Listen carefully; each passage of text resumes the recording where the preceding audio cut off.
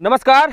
बहुत सारी खबरें आप सभी के बीच ला रहा हूं। चुनाव को लेकर गर्मा गर्मी खबर चल रही है और विधानसभा चुनाव का बिगुल बज चुका है। एनडीए का बता दूं कि सीट शेयरिंग का खबर, बहुत बड़ा खबर चल रहा था। सब सोच रहे थे कि कहां किस तरह से सीट शेयरिंग होगा और खास करके भाजपा और आजसू का जो सीट शेयरिंग था उसके बारे में दिमाग में बहुत ज़्यादा चल रहा था लोगों का कि अगर इस बार भी आजसू को ठगा जाएगा या आजसू को सीटें अच्छी मिलेंगी। इसके बारे में हम ज़्यादा जानकारी लेंगे अनुज जी से। अनुज जी हमारे साथ हैं, उनसे मिलाएंगे और जानने की कोशिश करेंगे कि किस तरह से इस बार समीकरण बिठाया गया, किस तरह से सीटों को बंटवारा किया गया विधानसभा चुनाव 2024 को लेकर भी है।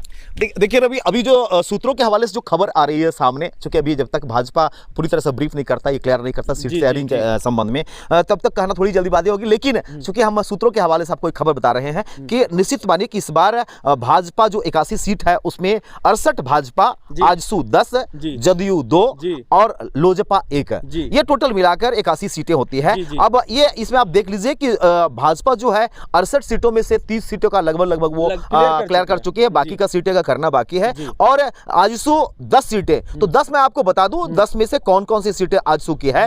वो है जुगसलाई, आपका सिल्ली, गोमिया, रामगढ़, डुमरी, पाकुड़, लोहरदगा, मनोहरपुर, ईचागढ़ और मांडू। ये 10 सीटें हैं जो पूरी तरह से सूत्रों के हवाले से जो खबर आ रही है, ये 10 सीट है, ये 10 सीट दे दी गई है एनडीए की ओर से, आजसू को दे दी गई है। और 2 सीट जो जदयू की 2 सीटें हुई वो जमशेदपुर वेस्ट और तमाड़, ये 2 जदयू को दी जा रही है। और वहीं 1 सीट जो है वो अभी ये क्लियर नहीं हुआ कि लोजपा को कौन सा सीट एक दिया जाएगा, 1 सीट लोजपा को दिया। तो कहीं ना कहीं कह सकते हैं कि ये जो सीट शेयरिंग का मामला रवि, ये सीट शेयरिंग एक मत्थापची था एनडीए के लिए। काफी इस पे शोध हो रहा था, कौन सा कई कयास लगाए जा रहे थे। कभी 11 करेंगे कि आजसू को लेकर जिस तरह से टेंशन बढ़ी हुई थी कि कहां सीटें देनी है, कितनी सीटें देनी है, और खास करके सुदेश महतो इसमें बहुत एक्टिवेट थे कि इस बार हमें अगर सीट अच्छी नहीं मिलती है तो फिर से वो अगले वर्ष वाला जो अगले चुनाव वाले मैं बात करूं कि फिर से वो गठबंधन टूटने की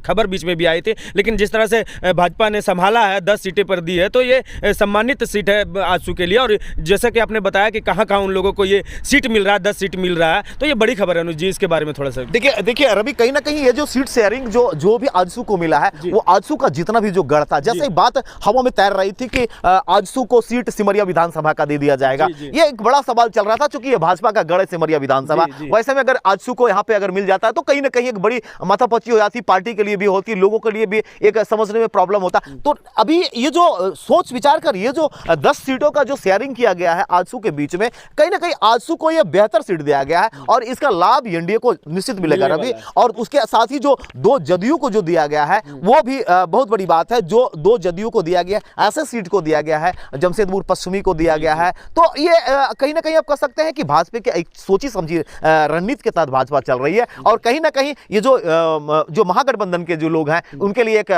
बड़ा चुनौती होगा, क्योंकि भाजपा जो सोच विचार कर जो काम कर रही है, कहीं ना कहीं महागठबंधन को भी जो प्रत्याशी जो घोषित करना होगा वो सोच समझ कर करना होगा और एक ऐसे प्रत्याशी को देना होगा जहां पे भाजपा एनडीए की ओर से जो प्रत्याशी आए हुए हैं इन प्रत्याशियों से ज्यादा बेहतर हो। एक बड़ा चैलेंजिंग होगा रवि।